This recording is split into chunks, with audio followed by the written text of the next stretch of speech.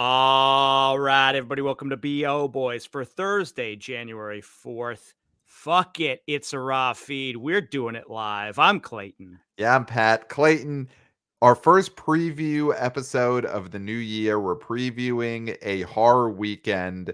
And of course, we had to do it. We had to bring in our chief horror correspondent. He is the host of the great New Flesh podcast, and he's a new father. Baba the father himself is here. Brett from the New Flesh. Welcome, Brett. Hello, it is so nice to be back. I hated you've asked me to do this a few times now, and I hate saying no to the BO boys. It's the only place I want to be, but got this old ball and chain over here. Mm-hmm. So it's hard to make it work. I appreciate your tenacity. I'm happy to be here talking about the movie on everyone's lips, Night Swim. Night Swim, of course. So this was the movie that finally got you to leave your child in another room for an hour by herself to fend for herself. Night Swim is what it took. Yeah, I said it's tummy time, darling. Daddy needs an hour. I'll put one headphone on so I can hear Okay, her so you if can, she like nears the stairs or something. Is that why DJs leave that one ear off so they could hear a baby crying in another room? Is that That's a great question. I thought it was because they were checking to see if there was any snare in their headphone. No, I think it's because they all have babies crawling while they're doing their DJing gigs. That makes a lot more sense. Yeah.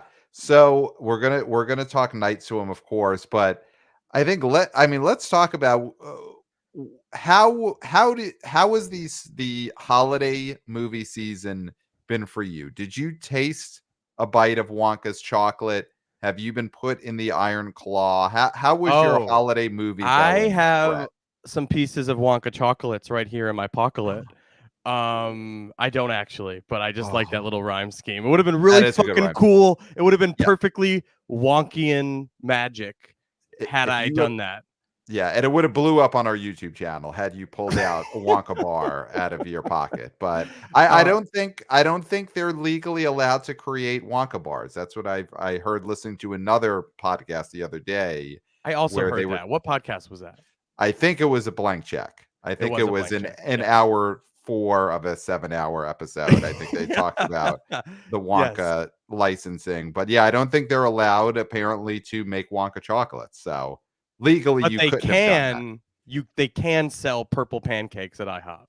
Yes, and I think gummies. I'm pretty sure Clayton, of course, you and I were on a road trip over the holiday break. We had to go dunk a baby in a vat of holy water, and we stopped at a Took a little Wawa, I think it was. was that Night Swim related? We The did a night ostracism? yeah, we Yeah. took a Give us baby a for a night promo. swim. Yeah. Yeah. You And gotta capitalize.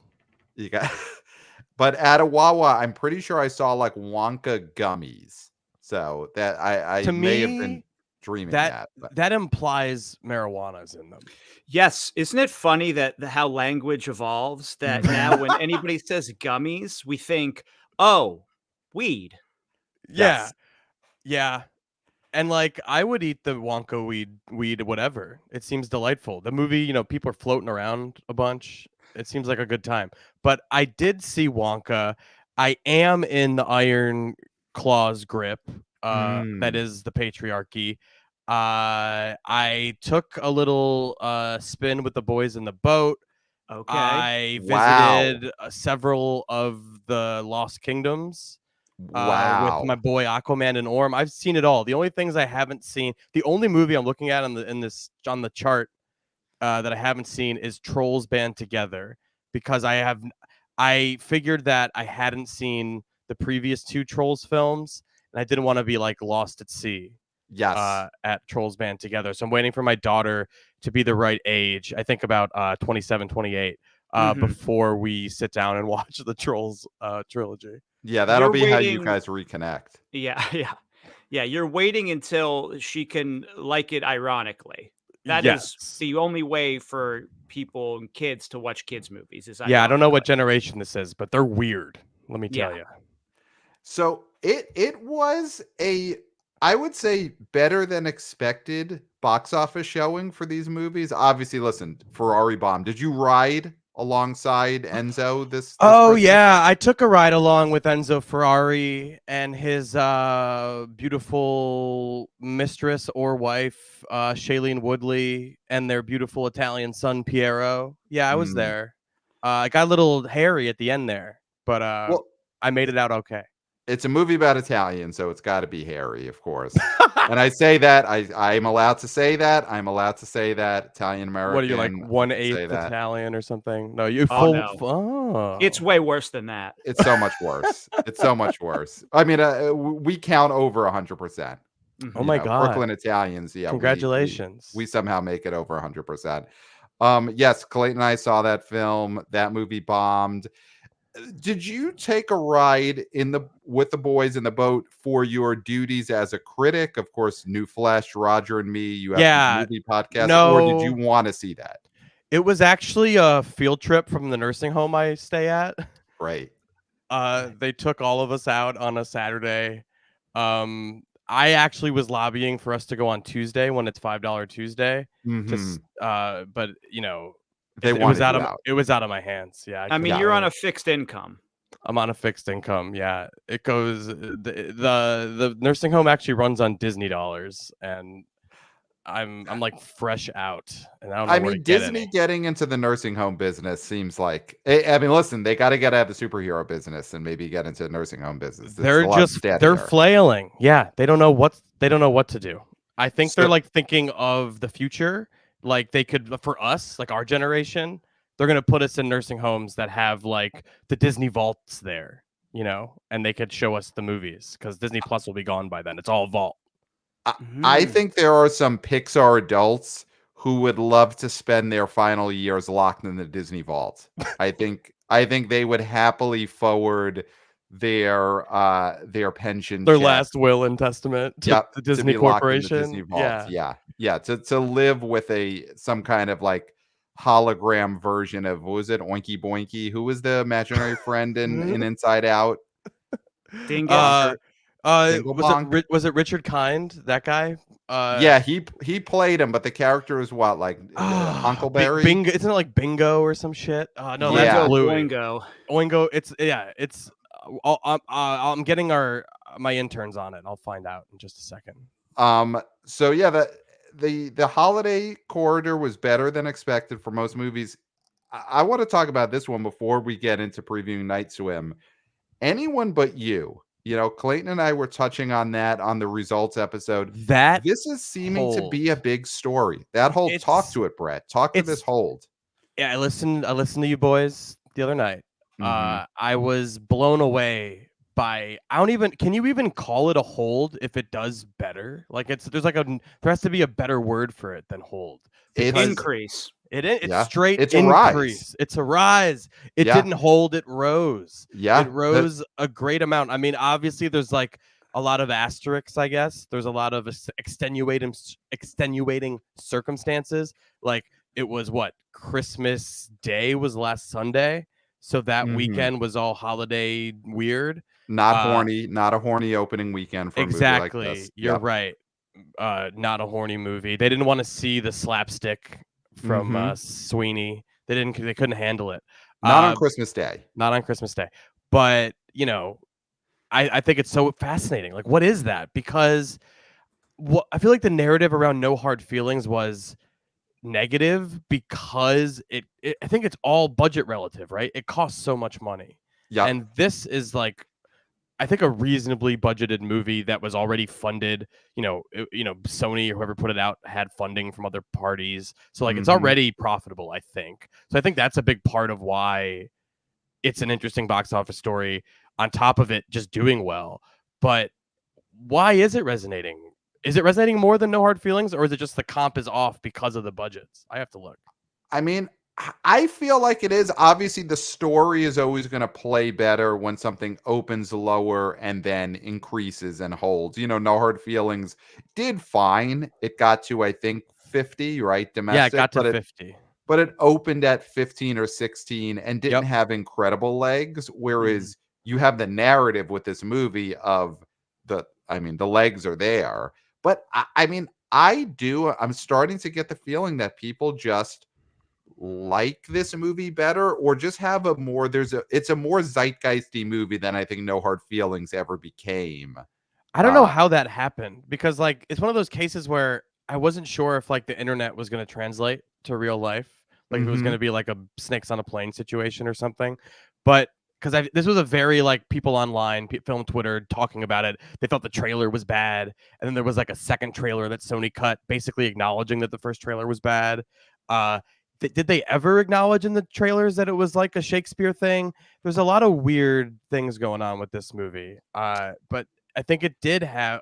It ended up having interest, no matter any of that stuff. Have you seen it? Yeah, I thought it was fun. I honestly found it like labored and hard to take for a little bit.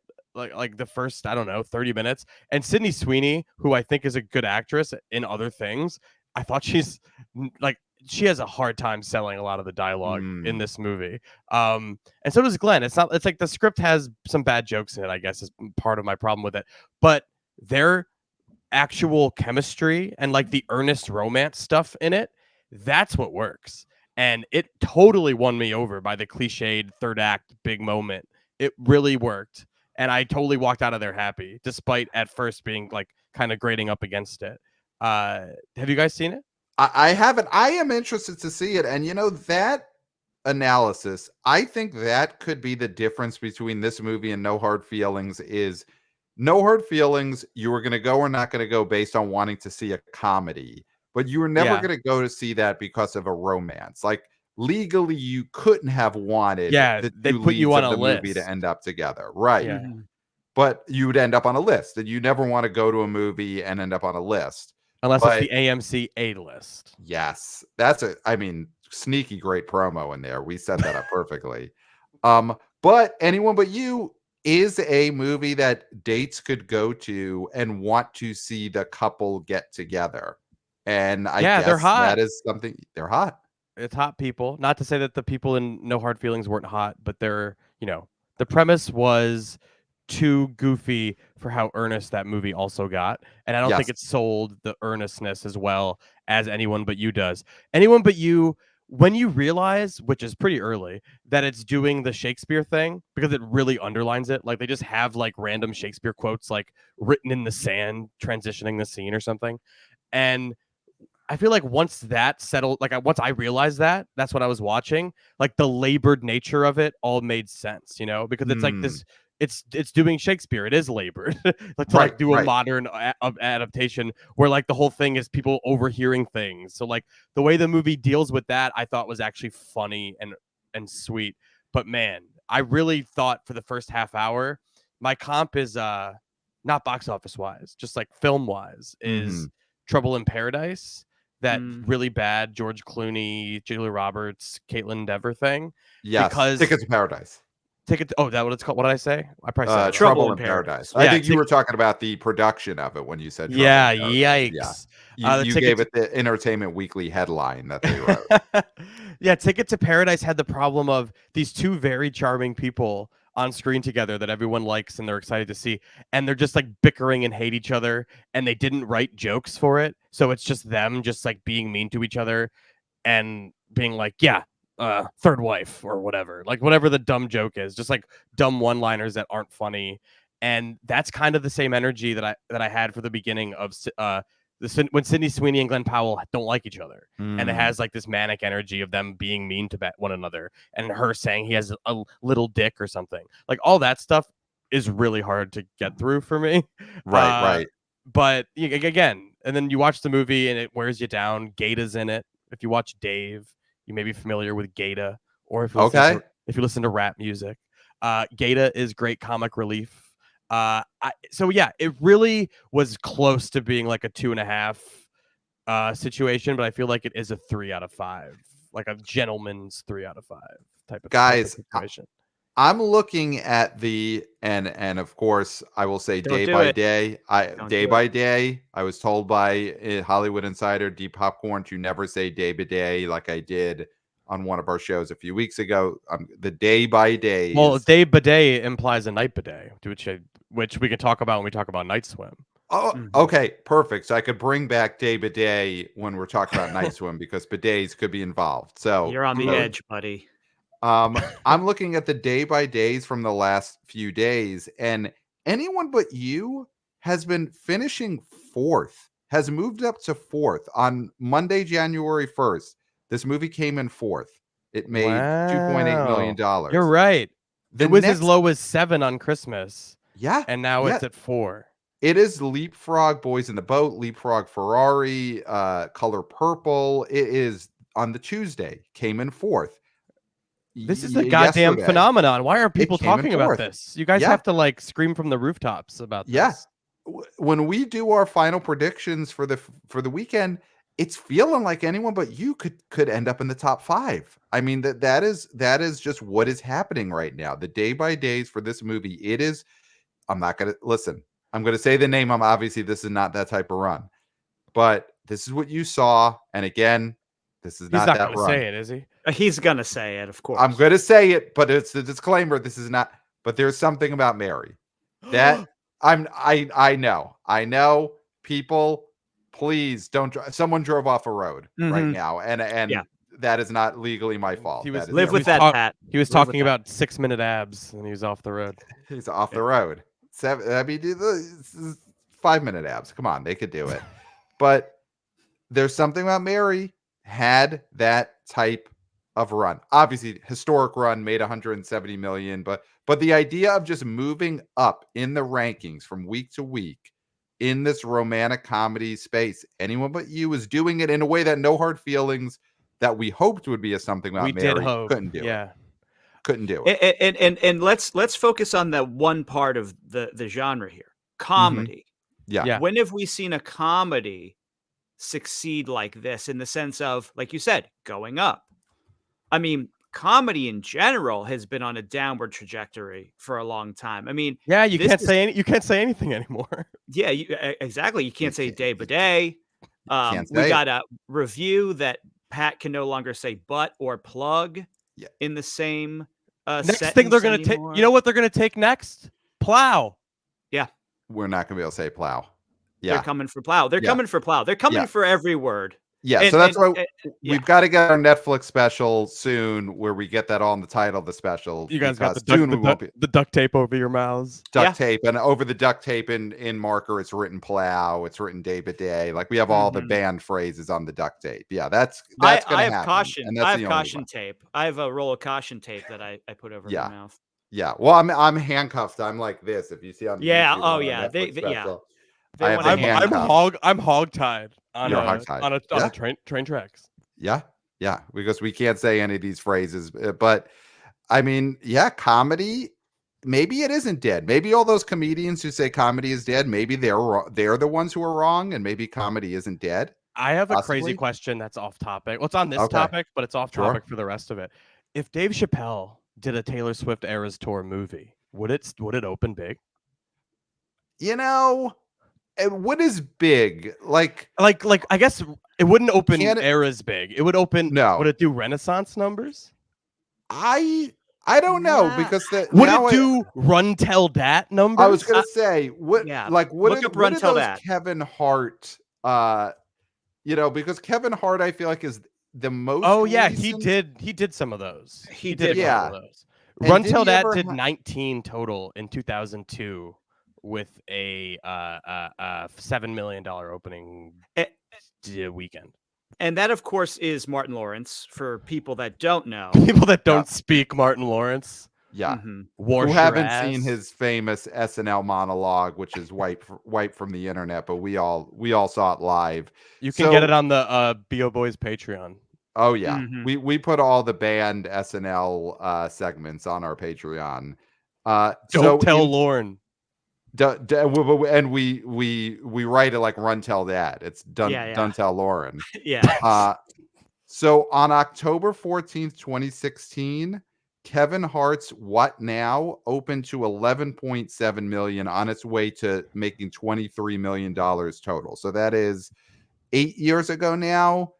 Does a Dave Chappelle stand-up special make $16 million opening weekend? I don't think so, because it's been diluted by the fact Yes. that he just dropped stuff on Netflix. I mean, we Yeah. talked Yeah. about Pixar and how everything's expected with Pixar to just go on Disney Yes. Plus.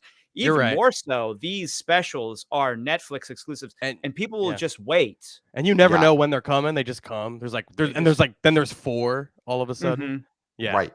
Right. Right. People would be upset. His fans would be like, why are there not 4 specials when I go see the movie? Tangent on off the tangent. Kevin Hart.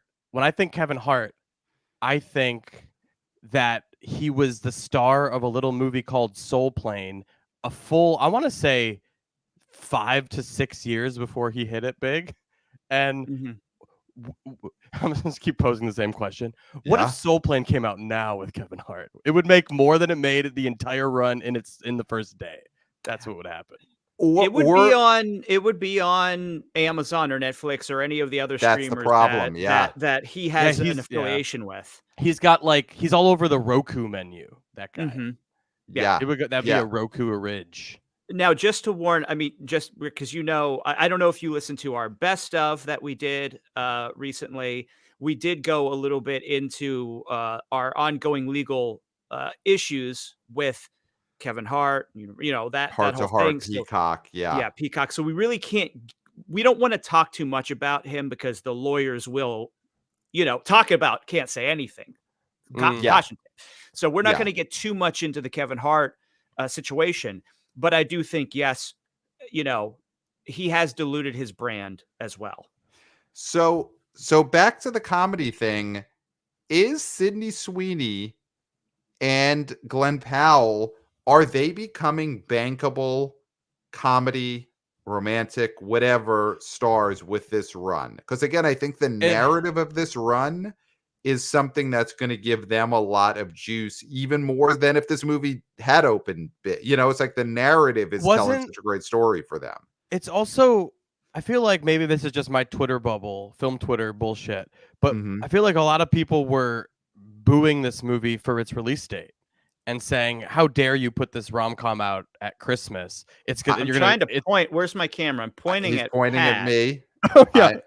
I mirror was my saying image. Christmas is not horny. I was saying Christmas is not horny. Maybe not for you. And you were not wrong because of that hold. I mean, it's not a hold; it was a rise. It was a rise. And yeah, and I could make some sort of boner joke, but I didn't think of one. So we're gonna skip right past it. But You got the baby audience brain. did. The audience did. You have baby brain. You can't think of boner jokes right now. You're trying to keep a baby alive. So true. Where is she, by the way? Who knows? She's doing fine. Tummy time. They could do that for hours. So head yeah, I mean, I totally the weekend of Christmas wasn't horny, but the second those presents were opened, people got horny. By the Tuesday after Christmas, people were obviously very horny for anyone but you.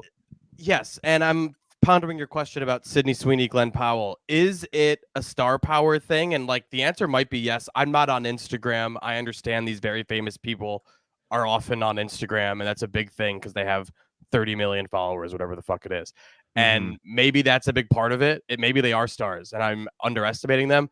But part of me just wants to say people want to see a movie like this, like a rom-com. And I don't know, if it were two bigger stars, would it be bigger? Probably. I feel like it's a cool story that it's doing well with these two people who I wouldn't consider A-list yet, but are they not? Maybe they are. I don't know. What does that even mean anymore?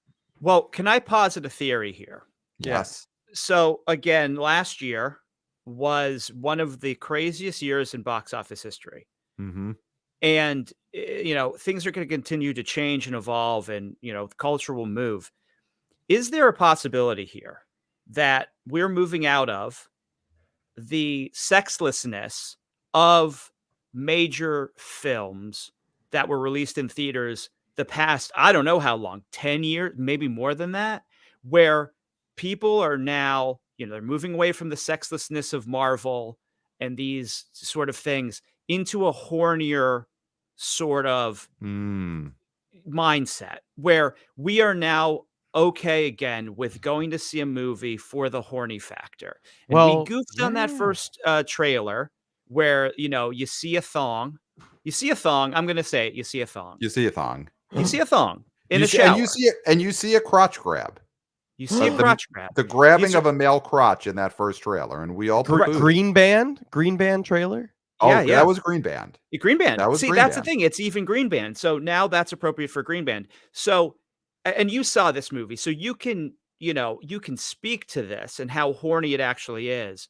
Mhm. But I mean, is there any validity to that? It's like it's got there's a couple sexy scenes, but and like Sydney Sweeney the whole time, God bless her, like nobody found her a bra that fit. So like she's looking like Sydney Sweeney the whole time. And you're not to be the worst just male idiot, but like I think she's very attractive. She looks great. So like there's that part of the sexiness. And then there's like actual. We had to rip the caution tape off your mouth so you can say that. We did it. I'm gonna say it. We got a Good box luck cutter booking. and we cut the tape off. Did I trigger you, libs? Yeah. Good luck booking a college gig after this rant. But no, there's one really hot scene that comes to mind. And then there's, the cuteness of the romance that I found in the end to be charming. But yeah, there's like, I wish it were sexier, I guess. Like there's a couple sexy parts, but it's a gateway to horniness. Yes. In cinema. Which I think is what we need. We need a gateway. I mean, you can't jump right into it. It can't jump right into like absolute Caligulan horniness. Debbie Does Dallas. You can't do that. Yeah. Right. Yeah. You need Anyone But You before you could see Poor Things. If you're someone going to see a movie at an AMC in a mall. Well, Poor Things, I think, is also a great example of horniness coming back. I mean, that's a movie that it's not lighting up the box office in the way that we would have hoped, but I do think $10 million worth of people saw that movie, and there is a lot of horniness to that. And this is not in the theaters, but I was, and we're not the Streamo boys, but I was browsing Hulu the other night. And I did see that they do have Nymphomaniac parts 1 and 2 on that service, and they're presented by Reese's. Now, this is true. Now, so if a company like Reese's, who does, of course, the peanut butter cups and the pieces, is presenting Nymphomaniac, that's a movement in culture that can't be denied. Wow. I mean, there's so much there because. First of all, forget the content of Nymphomania. Reese's Pieces just decided we're presenting the on-demand existence of a movie that came out 15 years ago. So and then the fact that they picked a 2-part unrated, sex romp is. Sex romp is such a odd way to describe that. Yeah. I mean, there is insertion. I enjoyed those. It was rompish to me, but yes, it's a Lars von Trier. For us. Yeah. I haven't seen those movies in a decade. Is that about right? Well, grab yourself a couple of peanut butter cups and head over to Hulu and enjoy their latest presentation. Yeah, I mean, I think you nailed it, Clayton, when you mentioned the superhero movies, the Marvel movies, and rest in piss. Rest in piss. Rest in piss, Captain America. Rest in piss. He said it. Tape is off. So those movies, I think, were the main, because people never, in a real way, stopped wanting to have sex, see sex, hear sex, whatever.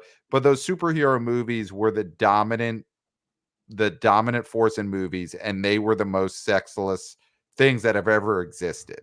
Mm-hmm. Yes. And with those going away, then there probably will just by default be more sex because the superheroes never, ever, ever had sex. Other than it's like The Boys, a parody of other than when you were making fun of how sexless they were. Well, Deadpool did get pegged. Deadpool did get pegged. Okay, let's listen. We got to have a Deadpool segment every episode. Does Deadpool get pegged in D3 from Disney? No, Kevin Feige said he got his little fingies on it. No way. Brett, do you think most Deadpool sexless gets man pegged? to ever exist, Kevin Feige, nixed the pegging. I think he's going to get fucked in the mouth this time. It's right through the caution tape. They're gonna have the caution tape on Deadpool's mouth, and then he gets fucked in the mouth. I'm shocked. Clayton I can't found believe that. I found that comment distasteful. How that's else what is he Brett gonna is fit here all the for. chimichangas in there? I don't know. Oh That- my goodness. I mean, listen. After you I look haven't at seen the these- films. I'm This sorry. this guy has a baby and loses his marbles. You lost your gosh dang marbles. After Oh, though I'm the sorry. success of Anyone But You, these holds and Poor Things is going to get all the Oscar noms. And listen, we know these Deadpool movies are made, last minute. Every day Yeah, they're just shooting new stuff. At the airport hangar where they filmed the first one. Right. So they're at the airport hangar for Deadpool, and Hugh They're- Jackman is there, They're putting on eating his Aubon sideburns. pain. Yeah. And they're just waiting. All right, what do we put in the movie today? And then they see the Sydney Sweeney movie is holding great. And they're like, I guess, he's getting it in the mouth. There you go. Brett was putting the microphone in his mouth, much like Deadpool put a chimichanga dildo. I do hear that Deadpool and Wolverine play Ookie Cookie in this movie. Wow. That's huge. So anything else from the Christmas corridor? Aquaman, Lost Kingdom. Can I pause and talk and ask you, is the Christmas corridor a real thing? Because I heard I think a former guest of your show, the Ace, say it, and I wasn't sure if he invented it or if you invented it or if Mendelsohn or someone else did, or the ERC guy, Bach. Jeff Bach. So, of course, when you talk about the Ace, you're talking about Pass, and he'll be back again. Oh, Eric we gotta Weller, get of him course. back. The Ace has got to be back. Award season. We'll have him back. And I don't think I got that from the Ace himself. I'm pretty sure Christmas Corridor is just in the zeitgeist for it's probably, I'm sure it was in a Variety article in like 1968 and has spread since then, like programmer. Google just shows me a lot of festive hallways. The Christmas. Oh, so you're just seeing a lot of decorations. A lot of decorated corridors. Yeah, a lot of hallways. No, I think Christmas Corridor. I can't claim creating it, but I don't think it. You could. You should. You should see who gets who. Maybe the creator will show himself. Maybe that's the only way to find out. I'll write it on my caution tape for the cover of our Netflix special. I'll also put Christmas Corridor. So Aquaman. You can't say Christmas anymore. You can't say it. I can't say. Well, I could say Christmas, but I can't put Corridor afterwards. That's where the banning happens. Do you know how demonetized this episode is going to be? We're going to owe YouTube money. Yeah. You've cost a lot of money, Brett, but I wouldn't have it any other way. It's worth it. Aquaman is a disaster, but also it seems like no one cares. Warner Brothers doesn't care. It's already sneaking its way to like 275 worldwide. It'll be fine. Like they're not feeling it too bad.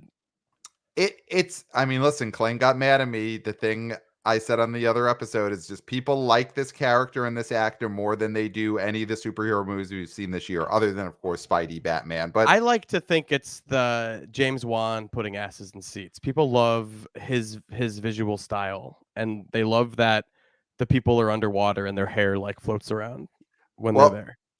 I can't believe, Brett, that you are saying 275. That's doing good. The last one was $1 billion baby. Oh yeah, you're right. Well, okay, Mr. Connoisseur of context over here.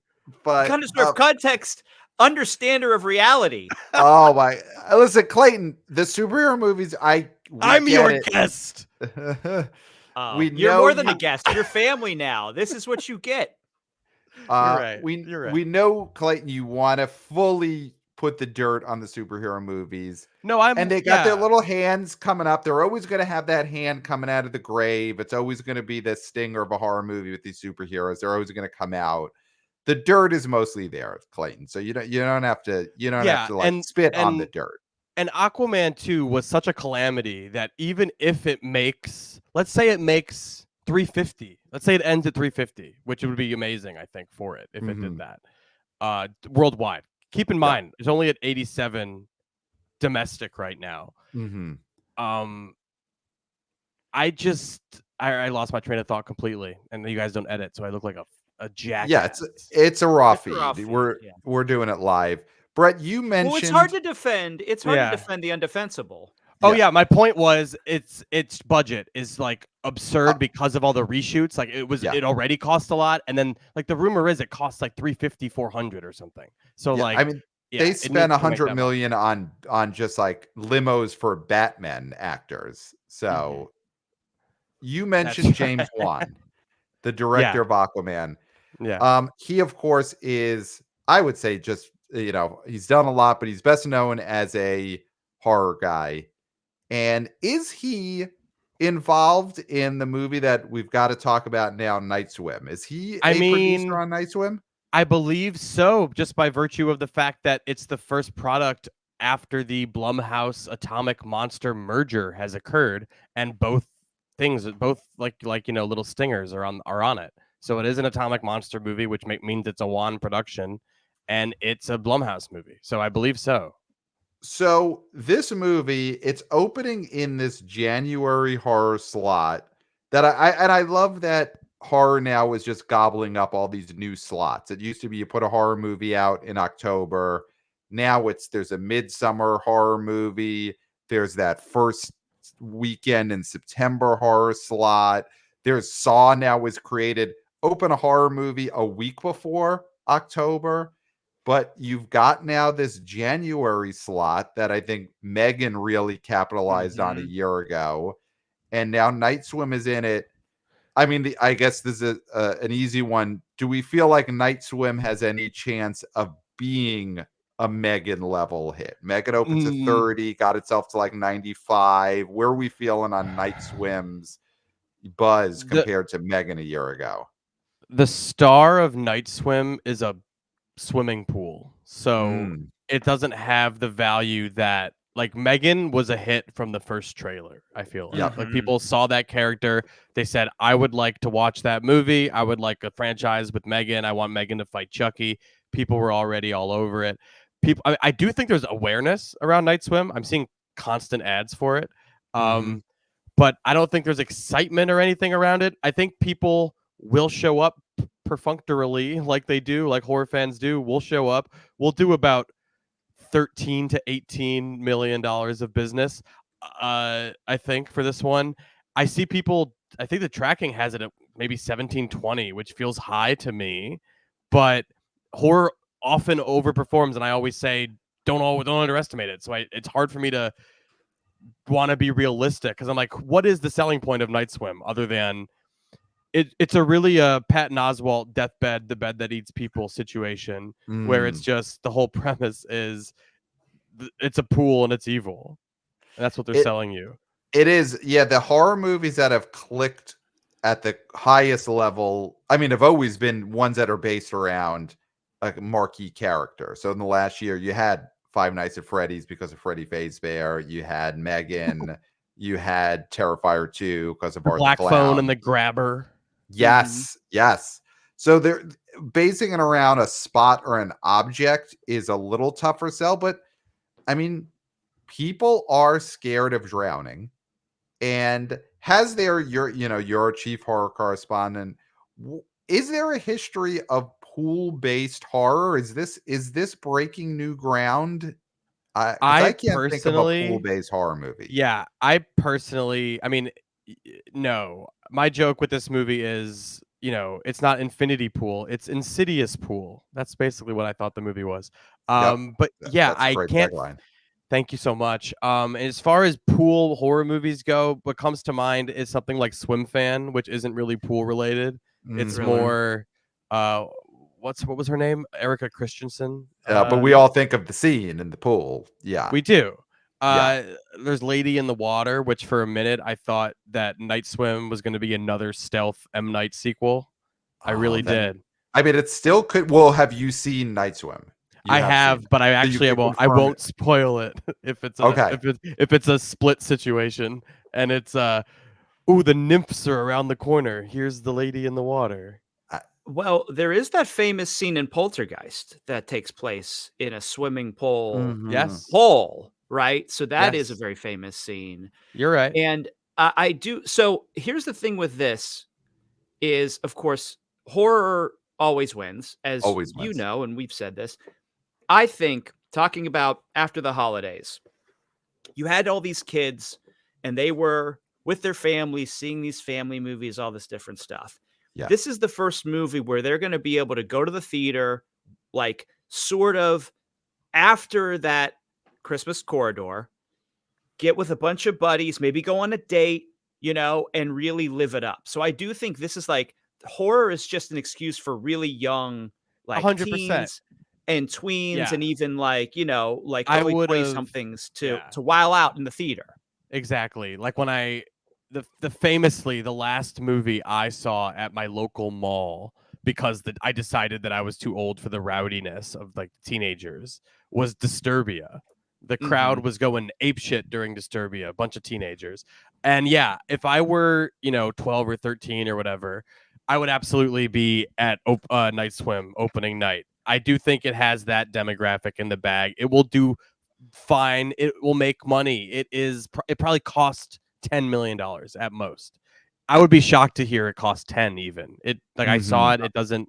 There's not a lot of big budget sequences.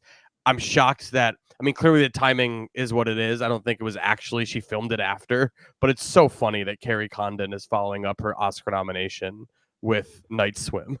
Mhm. The Banshees of Inisherin's Carrie Condon is in this. Yeah, but you know what? This movie will probably open to more than Banshees made domestically in its whole run, That's a right? I good mean, point. That's a off good the top point. of my head, I'm gonna guess Money talks. Banshees money, and this is the paycheck she gets for getting the Oscar nomination. That's Um, right. and I have a you look at her just real quick, like she looks at someone like a Vera Farmiga, and if you're Carrie Mhm. Condon, you want to have that. And I don't know if Night Swim's going to become a franchise, probably not, but like if you're Carrie Condon, the dream is to not have to do superhero movies, but to get a Vera Farmiga style The Haunting type horror franchise. So maybe that's what she was thinking off of Well, that. that was my question with the franchise, this being a franchise. Now, you've seen this movie, obviously. Do you think it was a misstep to start with the in-ground pool? Why not in the first one above ground pool? And then Hmm. it gives you somewhere to go, right? I That's mean, a because good that is point. an upgrade. Obviously, it was great when you had a friend who had an above ground pool. That was great. But the in-ground pool, that was elite. See, And that feels sequel-y to me. I was feeling the opposite of like this is a small scale first movie, and then the second one, the Night Swim could take place in an open water, in the lake, in an ocean. Which Oh, Okay. why okay. contain it to pools? Right, because it's not called Night Pool, it's called Night Swim, so they could swim anywhere. No, that's true. So that's the upgrade. The upgrade is going into natural water. Okay, so evil Yeah, can get an upgrade. Evil evil. could get an upgrade. Yes. Yes, Okay. everything you fear is under the surface in Night Swim. Does you mention Carrie Condon? Wyatt Russell is also in this movie. Do Nepo they baby matter? that we accept. Society Yes, accepts him. yes. He's earned not earning it. We've all agreed. Um, do we think that either of them matter at all to anyone going to see the movie this weekend? 0%. They do not matter at 0%. all. This is a Okay. horror movie selling. The genre is the selling point. It's a new January January. The first weekend in January. They shouldn't even name these fucking movies. They should just say horror movie. 2024. Yes. There it is. That's out. Untitled Obligatory Blumhouse horror movie. movie. Yeah, Mhm. Untitled Blumhouse sub $10 million movie that will be profitable by Saturday. Mhm. Yeah, I listen. I'd go see it. We'd all go see it. Yeah, of course. And that's a franchise because then next year, Untitled Blumhouse 2, Untitled Blumhouse 3. I mean, it's a Possibilities natural are franchise. endless. Yeah. So, last year Megan was a giant hit. Obviously, that had all the memes, it had the characters. So we don't think this is gonna. I mean, I think that the thing on this show we'll be talking about a lot this year is it's going to be tougher for the theaters because it's probably going to be a lower grossing year than last year, though hopefully not. Maybe there's some surprises, but right off the bat, this movie will be profitable for the people who made this movie, but Night Swim is probably not going to be as big of a boon to theater owners as something like Megan was a year ago, opening to 30 million. So that's the problem if you're in the theater business, unfortunately. I But wish I Yeah. was, but I'm not. so that's coming out this weekend. Anything else that you're hearing, Brett, in terms of just the hardcore gore hounds about this movie? It doesn't seem like this is exciting those with a real bloodlust. Yeah, it's pretty tame. It's just, it's very much a inoffensive PG-13 horror movie. My little quick review would be that it just, at some point I was like, well, look, it was taking imagery from a lot of horror movies that you've seen before, and then at some point it starts taking scenes wholesale from Okay. other movies that you've seen, and it's like, okay, really? And it's just very clearly based on a 3-minute short that they Mhm. had to beef up. It's just like a scare sequence. Like, okay, how do we turn this into a movie? And the way they did that was to give us a very tried and true horror narrative. I'm not going to reveal what the pool, like the nature of it is and like what the story is, because I feel like it's a reveal, but Mhm. it's not the most exciting reveal. It's kind of clever. You're like, oh, okay, that actually is almost inspired for a movie about a haunted pool, but at the same time, it like runs out of room to do anything. Because like, how many times can you be scared by like someone swimming in a pool and like a ghost appearing or something? Like it's very limiting in what it can And do. also, could you just stay away from the pool? You And I could not maybe go swimming, especially at night, and I think you'd be fine. Yeah. I mean, I think that's more of like like a comment on self-control than Mm. anything, right? It's like, Mhm. I Yeah, know maybe it's I haunted, wasn't. but I Mm. like a late night dip. I don't think I was reading into it enough. I gotta watch it again. Maybe there's commentary that you're talking about in there. Mhm. Yeah, I mean, that's the thing I'm most excited about seeing this movie is seeing the reasoning for why they ever go back after the first time. Because I get what a haunted house, it's like you bought the If house, I you if I live in the told house, if I, hotels are expensive, if I but told you the plot, I feel like you wouldn't believe me because it's like he's a baseball player who has MS, so okay. he can't play anymore. So they buy the house with the pool, a haunted pool, because he can do physical therapy in it. Like I that's Oh. like the way in. It's like Good job. everything in I Good know job, screenwriter. Good everything in job. the Good job. everything in the movie will make you say that. You go, "Oh Yeah, wow, good job, good job. screenwriter." Good Oh, I job. love that. I Yeah, love that. that There's a works. lot of That those works. like backwards way in. Like, okay, how are we gonna do this? All right, it's about water. What do people do in water? What could be scary? Oh, we'll do this. It does Yeah. feel very like they came up with it on in a stoned afternoon or something. Good job. So, before we get into our weekend predictions, Brett, how does how does early 2024 look to you in terms of the horror movie slate? Is there anything you're excited about? Obviously, we focus on theatrical, but in Yeah. general, how is the health of horror opening this year? Is there anything you're super excited about? Well, we just did a wrap up of 2023. You can hear our thoughts on that on the New Flesh podcast. We were pretty much like we enjoyed Saw X. We were very excited Mhm. about that. But like, and we did while we did enjoy Saw X and we did enjoy Scream 6, we weren't like over the moon at the end of the year with the offerings. And we're just like, yeah, none of these really stuck in our craws. Everything that did was like an indie. So I'm looking forward to the next year and I'm looking at what we got.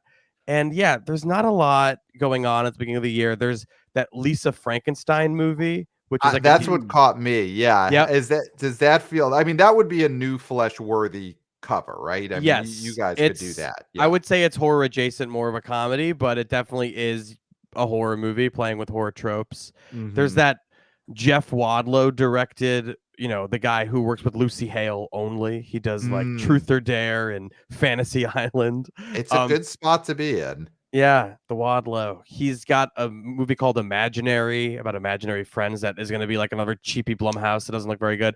There's a Yep. Omen prequel that the trailer just dropped today that's been long on a shelf. There's the first part of a 3-part The Strangers trilogy directed by Rennie Harlan. That's That's a That's such a interesting. fascinating one. So weird. Like we talked about on the new Flesh as if it were a ghost, like it didn't exist, and then it apparently is shot and does exist and is 3 different movies. It's very confusing, but there are apparently 3 movies and they're all made by Rennie Harlan. They star with a girl from Riverdale, Madeline Petch. Is she the new Charles Melton? Is she going to get a Best Supporting nom? We'll have to see. Who knows? Yeah, could she beat Robert Downey Jr.? Who knows? There's a Quiet Place prequel, I think, that's like Mhm. outside the universe. That's directed by the guy who did Pig, which is like vaguely interesting to me. Oh wow, There's so that one's not from the imagination of John Krasinski, though. no, it is not. Right. They expressly said no. There's an M. Night movie starring Josh Hartnett that we don't know much Right. about.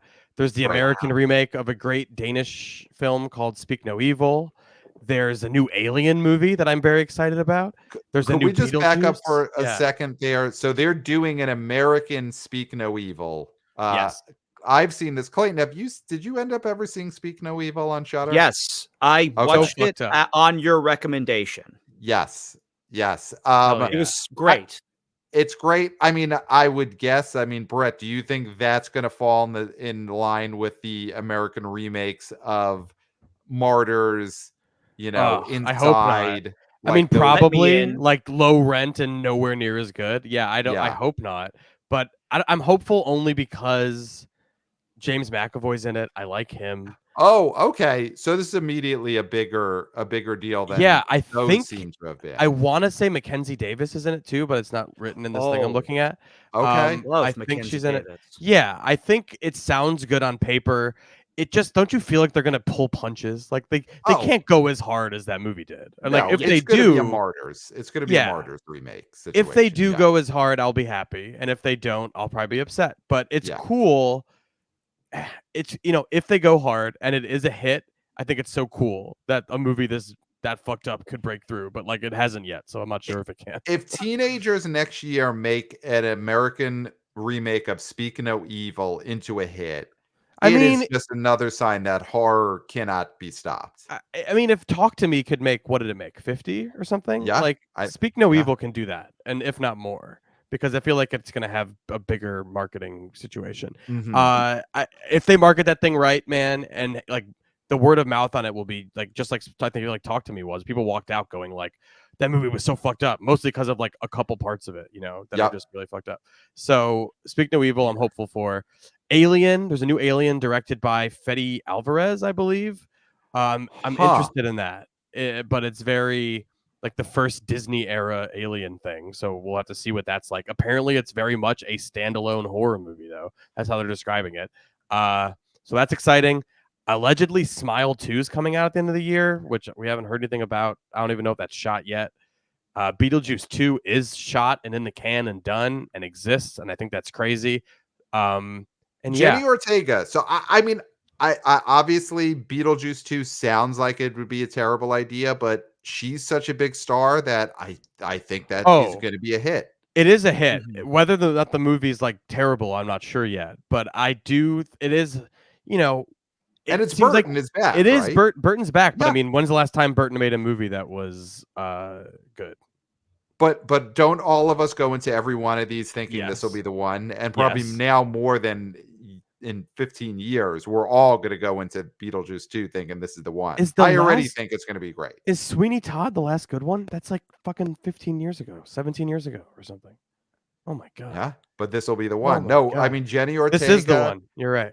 She's keeping herself special. She got herself out of that whole Scream debacle, and I think that's gonna. And it's opening in September. Yeah. So And I feel that's like a weird release date. That'll probably move September 6th. I don't know. That seems odd, but weird.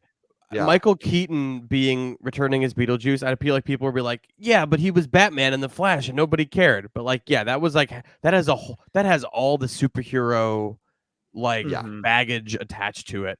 People fucking love Beetlejuice and they haven't seen Yes. Beetlejuice since 1988. This movie is going to be perhaps $1 billion grosser. Like it's going to be very big, I think. Is this Top Gun Maverick? Is Beetlejuice 2 Top Gun Maverick? The character that we haven't seen in the 80s, the original star is back. And I think with something like Beetlejuice, the makeup is such a huge help. The fact that even though the actor is aged, you got him in so much makeup and shit that who's gonna know, Yeah. So I don't think the aging actually Oh matters yeah, with it a won't character matter at like this. all. I Yeah, just he'll think look the same. if the movie's genuinely good, it will be a huge, huge hit. Yes. And if it isn't, it might still be. I mean, Alice in Wonderland is $1 billion movie. And that movie Yeah. is fucking awful. Yeah. But you got to think there's a lot of money on the table for this one just by like they're cutting a trailer that has Beetlejuice, Michael Keaton, Winona Ryder's in it, Catherine O'Hara's back, Jenna Ortega's in it, who's Yeah. definitely a box office draw now, and Monica Bellucci and Willem Dafoe are the two ads. Like, terrific. That's great. I mean, I think the aesthetic of Beetlejuice in general is back, Mhm. and very hot right now. You've Hot got topic. you've got a Yes. huge star Yep. in Jenny Ortega. All the things you said, I do think that, this is gonna be huge. Now, I do have a question, and you may have mentioned it, and I maybe just glossed over it. Um, is Salem's Lot coming out? No, dude, it's not a gloss over. It got pulled from the release schedule and is allegedly going straight to HBO Max, or not HBO, straight to Max. Whoa, so yeah, it's not going the into opposite. the Batgirl vault. No, it is. You know what? We don't know yet for sure, but the last article about the situation said that it is the plan now is for it to basically be a streaming movie, which What sucks because we already have a TV movie of that, and this was Mhm. supposed to be the real movie, and now it feels low rent and like it's not. what is your take on why? I mean, have you heard of anyone who's seen a screening of this? Because people No, have seen this movie, right? it It definitely almost is. came out. It's test screened for sure. I haven't spoken to anyone who's seen it, but I've seen enough bad King adaptations to know that if they're treating it that way, it's probably just not very good. Like Wow. Pet Cemetery was bad. Mhm. I didn't like The Boogeyman. There's probably other even more recent examples. The Black Phone, Mhm. which was his son. Yeah, I don't know. I'm hopeful, but who Now, knows? is Stephen King sort of back on the wane when it comes to IP? I mean, obviously he had, there was big hits with It. And I argued this, I think, with Pat, obviously, that I never thought Stephen King's catalog was as strong as everybody made it out to be. And it feels like he's now back on the wane. Now, obviously, the guy's cashing huge checks. There's always going to be some adaptation in the works. He's always churning out new novels, and good for him. But I do think that we're seeing maybe a valley here with Stephen King. And then, again, in another 10 years, you're going to get something that's going to bring him back. But this seems to be the valley right now. Well, we've got another Mike Flanagan thing coming. He's directing The Life of Chuck, which is a recent short story that is like Okay. not really traditional horror for King. It's from the what is it? If It Bleeds collection, I think. Okay. Mhm. So that I'm intrigued by. There's I think they're doing The Girl Who Loved Tom Gordon. Lynn Ramsey was supposed to do that. If all these things that were supposed to happen, there could be a resurgence, but like I feel like these things get announced and fall apart more than anything. Mhm. Like we're supposed to Right. have a fairy tale movie directed by Paul Greengrass. I don't know where that is. There's a movie based on Elevation that's supposed to be coming out. There's a Christine remake from Brian Fuller allegedly. Like Okay. there's all these things coming out. Oh, Billy Summers is another big one that is another recent book that's getting adapted. So they're definitely, still trying to mine it. But yeah, I don't know. There's definitely like two kinds to me. Where like there's the ones that are like feel prestigey, and then there's the ones that feel like low rent. And there's been a lot Mhm. more of the low rent ones And lately. Yes. something like, I mean, there's still something like Christine. Yeah. That's a movie that if they make it the right way, that could be a huge hit because it's such a Mhm. gimmick and, Megan Factor, let the car talk, something like that. Well, Um, Christine will be a Tesla. yes, and Yes. then and everything that implies, and people will be into that. So, a couple other things I'm just seeing. You had mentioned Untitled Smile. There's also an Untitled Monkey Paw. Is that a possible Jordan Peele movie? Now, Yeah, once that you start looking past the first 6 months, anything yeah. could be pulled off the table. But That did get pulled off the table. They that did. just pulled the both there were two Monkey Paws, one directed by Peele and one produced by him. and they both got pulled just for like I think he said strike reasons, like there's just Got it. delayed. But Peele is in the press saying he was on Conan the other day and the podcast, which is when I say he was on Conan now, I mean the podcast. Right. He basically said that I lost my train of thought again. What was I talking about? You were talking. He was on the Conan O'Brien Needs a Friend, which is of course what Conan does now. He does a podcast, but Yeah, and yeah, Peele Jordan, said that he has. Yeah, Peele said he has a new project that he's like finishing up, and that if I make it the way I want to, it will be the best movie I've made yet, or something like that. all right, So good for him. that makes me excited. He said like the strike, he wasn't writing or whatever. I don't know, but he has something now. I think is what the gist was. Before we do our top fives, just want to throw out one more title that's set to come out in March, and the trailer for it is out. Ghostbusters Frozen Empire. I mean, these Ghostbusters movies are kind of horror. And this one especially looks to be, I feel like. I mean, they're definitely not comedy anymore. So I think they're more horror than the original series was by default of just not putting jokes in them. Ironically, it's very funny, the reverence with which they treat the material. Has there ever been a more horrific image in a Ghostbusters movie, or maybe any movie in 2021, the one that came out, than the Harold Ramis ghost of Ghostbusters Afterlife? Nope, that was the peak. It was bad. Yeah, that was Seek No Evil level terrifying. Seeing that. Yeah, they should remake that. Now, guys, when you say that these movies are horror, is that just short for horrible? Because these movies are horrible. This movie looks horrible, and I don't like them. Yeah, I don't really. I didn't like the last one at all. I guess I'm just shocked at the gimmick here, because I think what you have to do is bring it back to New York, full stop. And then all of a sudden you're doing this like day after tomorrow situation. It just feels like, what are we doing here? Yeah. I mean, that was the question I had with the last one. But hey, you can't argue with the box office. It did well. It definitely did well. It is interesting that the Ghostbusters new movie is, don't you want to see them be very cold? But maybe that is what people want to see other Ghostbusters, is they haven't been cold enough. It's funny that we say that it made money, because it's so. If you look at it next to the 2016, they made the exact same amounts, and they had like completely different reactions. In terms of cultural capital and like how people thought they did. I feel like the conception is that one bombed and the other didn't, and it's just not true. Yeah. Well, you're talking about the film Answer the Call. Answer the Call. Yeah, Ghostbusters : Answer the Call. Yeah. I think it was stripped of the word Ghostbusters in the title retroactively, and it was a live die repeat situation where it was if Jason Reitman had his way, he would do that. Yes. So yeah, horror. I mean, and here's the thing with horror movies, there's going to be like 5 movies that we have no idea are coming out that are going to be talk to me level, out of nowhere, make $50 million hits. Yeah. Like that will happen next year. Yeah, I hope so. So let's look to this weekend and let's do our top 5 predictions here. Of course, the guest always gets to pick. Would you like to go first, second, or third in giving your weekend predictions? I want to go third. I'm going to do like the Price is Right $1 thing. Oh, third. Here we go. You could win that. You could win that dishwasher. So, Clayton, would you like to go first or second? I'll go second. Okay, great. So, going first. I mean, number 1, I think is going to be Wonka. I think this is going to hold, and it made 22.4 last weekend. I think it can make like 18.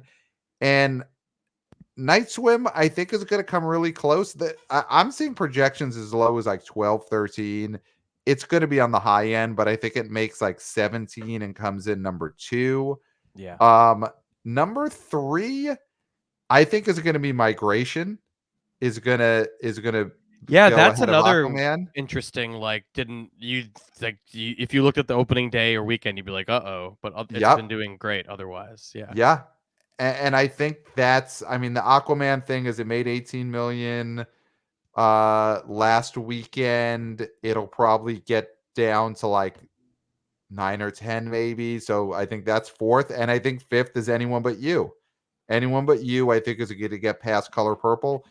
I mean, God, I'm not going to predict it, but there is a world in which Anyone But You holds so well that it actually does come in fourth ahead of Aquaman this weekend. I think that's on the table, but I'm not going to go there. Clayton, you're going next. Let's see if you go there. What is your top 5 for the weekend? Okay, so I also believe in the strength of Wonka, and I do think this movie's going to make probably like 17 is what I would say for Okay. this, which is a nice hold. Definitely a Mhm. nice hold here. Mm-hmm. Number 2, I think Night Swim. I just think the kids are going to go out for this, and that I think is going to make $15 Okay. million. Hmm. Anyone But You. Okay, so Migration again. I do think that's 3. I do think that's 3. The only kids 4. movie, basically. Yeah, I mean the The Rats Boy Eat and the Their Heron. Cheese. Yeah. Okay. Yeah. Mm-hmm. Aquaman Lost Kingdom. Again, I think that's going to be number 4. Okay. Color Purple. This is such a weird one because it's. Did you read about the group screening situation for No, opening but day? speak on it. I was wondering how it opened so big. Wasn't it 18 million or something wild on Yes. Christmas Day? On And everyone's Christmas. like, it blew expectations out of the water. And then quietly, the next day, I was reading Deadline. The same guy, the same whatever the box office guy there is. The Anthony update. D is for Disney D Alessandro. That's right.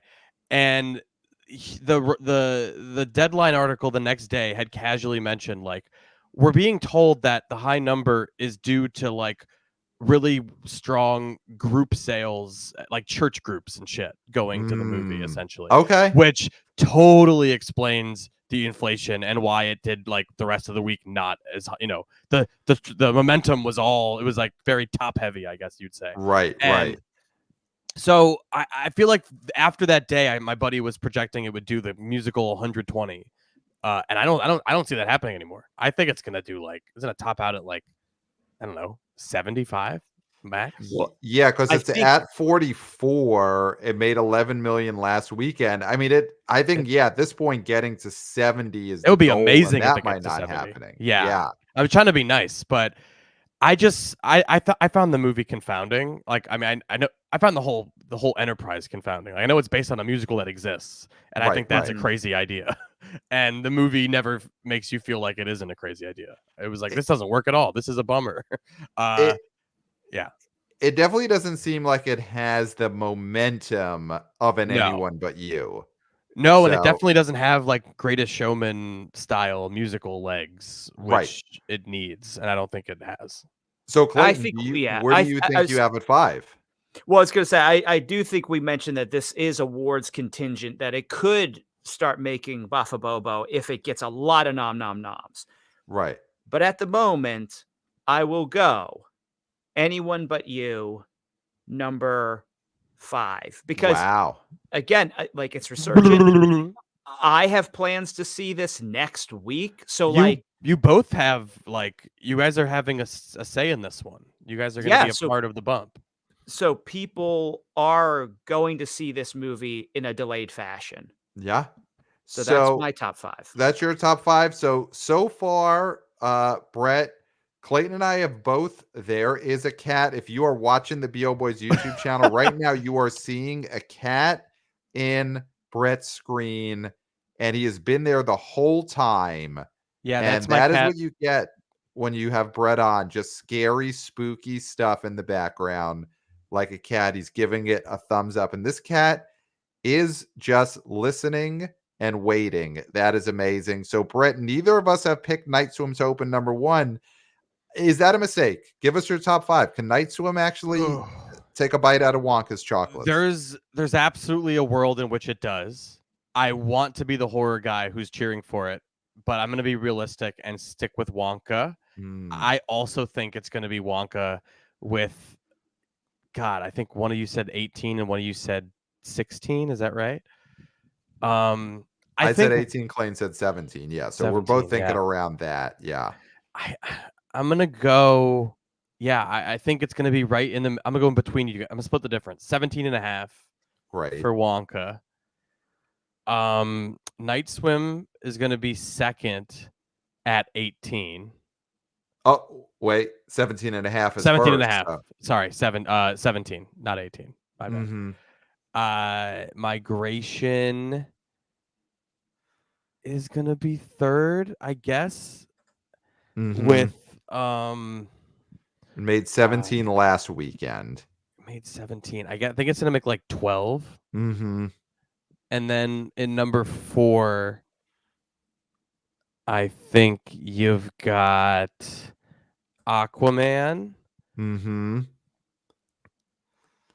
At like 10. And then we're gonna have an anyone but you situation at I'm gonna say $6 million. Yeah. So we all predicted the exact same top 5. I mean, the two things that could surprise us is Big variables obviously here. Yeah. Yeah, Night Swim could make more than we're expecting and get to like 20 because just kids want to see horror and it doesn't matter what it is. That could happen. And I do think there is a world in which anyone but you passes Aquaman, where Aquaman, the bottom totally falls out and that happens. I think those are the two things that could happen. I think otherwise that's most likely going to be the top 5.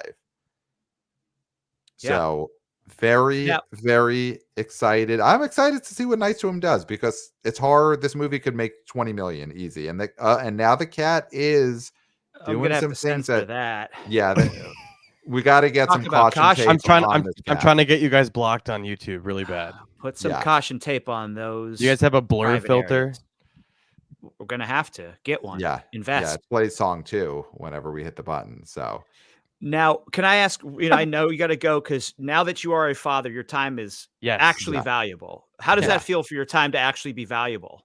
We It's don't know what that horrible. feels It's like. horrible for my screening schedule. No, it's actually been working out fine somehow. But my wife is very helpful in letting that happen. Now, you saw The Beekeeper. Yes. And you probably can't say anything about it now. Maybe you can, but we don't want to spoil anything. It's one of my most anticipated movies of this month. Will we enjoy it? Is this an Expendables 4 situation, or it's the thumbs up is there? You will be very happy, I think. I had a goddamn blast with this movie, and so did the guy sitting behind me at the screening room. We were yucking it up. It delivers everything you'd want from a movie that's called The Beekeeper and stars Jason Statham. I'm so excited. He's got to protect this hive. I cannot wait to see him protect the hive. It's this year's Plane, and I liked it more, if that makes sense. Oh, okay. I love that. Yeah. Right. I love how movie year-to-year schedules, there's just these spots. Because last January, we had Megan, we had Plane, and this January, we got Night Swim, and we got The Beekeeper. Yeah, and it's great. Just, give us what we expect. Yes. Now, don't ruin anything, Brett, but does it go all the way up to the government? I can't possibly say. Lionsgate would throw me into the beehive if I said anything. Well, did you know honey is flammable? The movie taught me a lot. I'll say that. Yeah. Amazing. So we'll be covering that in a week. Can't wait to see it. Can't wait to talk about it. I think that's $1 billion grosser, but we'll talk about that next week. Oh my God. So exciting. So Brett, what can the wannabe boys, wannabe girls, wannabe people expect from you on the New Flesh, on Roger and Me? What is going on in Brett world? Oh yeah. So my big passion project, in addition to the horror podcast, I do a Siskel and Ebert tribute movie review show in which me and another film critic, Mark Dusick of Chicago, we review every movie every Friday. We try to. It's crazy. It's a lot of fun. We're recording the first one right after this of the year. There's like fucking 6 or 7 movies already the first week. And I don't know how that happens. All these festival for fake movies and foreign stuff. But I wanted to deputize your audience because you guys are riding a beautiful iTunes review wave. Come my way. Give Roger and Me some 5 stars. give New Flesh some 5 stars. Roger and me could really use it. Roger Ebert and me movie reviews is what it's called on Apple Podcasts. Give us the 5 stars on Spotify. Write what word would be on your duct tape when you review. Yes. What is on your caution tape? Write that caution tape word and then 5 stars. You just have to say it. I don't have to. You don't have to explain yourself. I'll understand. Yeah. That's incredible. And listen, so many of our listeners, they've already written 5-star reviews for the BO Boys. You can't do it again. I don't think. No, It'll just do it again and the old one will be gone. You don't want that. So we don't want that. So instead, now your next mission is to go give 5-star reviews to the New Flesh and to Roger and me movie review podcasts. That is your mission. Wanna BO boys, wanna BO girls, wanna BO people. Something I love, and this is the premium experience, is I'll be listening to your podcast, Brett. Yes. And you'll review a movie that I've then seen. And I could text you and start having a conversation about what I just heard the podcast hosts have. That's the best way to listen to a podcast. So I think everybody can do that. If you give me a 5-star review, I will get in touch with me. You can have my phone number. I'm all about. I want to make the parasocial relationship. We're gonna break down the wall. We're just gonna talk. Yes. It's what Roger Ebert would have done if cell phones existed and he had a podcast. 100%. Yeah, we would have all been DMing him. So all the people who think they know you, they actually know you. Yeah, exactly. Yeah. So it's not like the real world or true life. What was it? Where you think you know, but you have no idea. I think that was true life. Yeah. Okay. Good riff. So, of course, do that. 5-star reviews, Apple Podcasts. Email us, theboboyspodcast@gmail.com. You can email me there too. They'll forward it to me. We will absolutely forward it to the New Flesh. So that is the inbox now for 3 podcasts, is the BO Boys podcast at gmail.com. We're YouTubers, of course. So follow us on YouTube. If you had been watching this on YouTube, you would have seen Brett's cat in the background, which is there he goes again. So you've got to watch us on YouTube. Wanna BO senior intern Christopher is making great clips for the YouTube channel. He's also making great clips for our social media, Twitter, X, TikTok at the BO Boys Pod. Wanna BO junior intern Jack. I don't consent to being on TikTok. You don't? So Wanna BO senior intern Christopher, take note of that. He was laughing when he said it, but we'll never know for sure what he meant. So that is a note in the audio for Wanna BO senior intern Christopher. Junior intern Jack, killing it on the Substack, writing 2 to 3 articles a week. Our Substack is back, Jack. So subscribe to that. Link in the show notes. And anything else, Clayton? Any other business we have to take care of before we let Brett take his baby, pick her up from tummy time? I think she's finally made her way halfway across the living room to where I'm at. So it's a good time. That's as how much as. Oh, you go, Pat. No, I was just gonna say that's how you teach a human being to crawl, is you leave them in a room for hours, and eventually they'll have to do it. They have to experience adversity, or they're not gonna succeed. Yep. No, I mean, as much as I'd like to keep you from having quality time with your baby, I don't think there's anything left to say. No, nothing, Clayton. Except for until next time. We'll smell you at the box office. Office. Nailed it. Meow.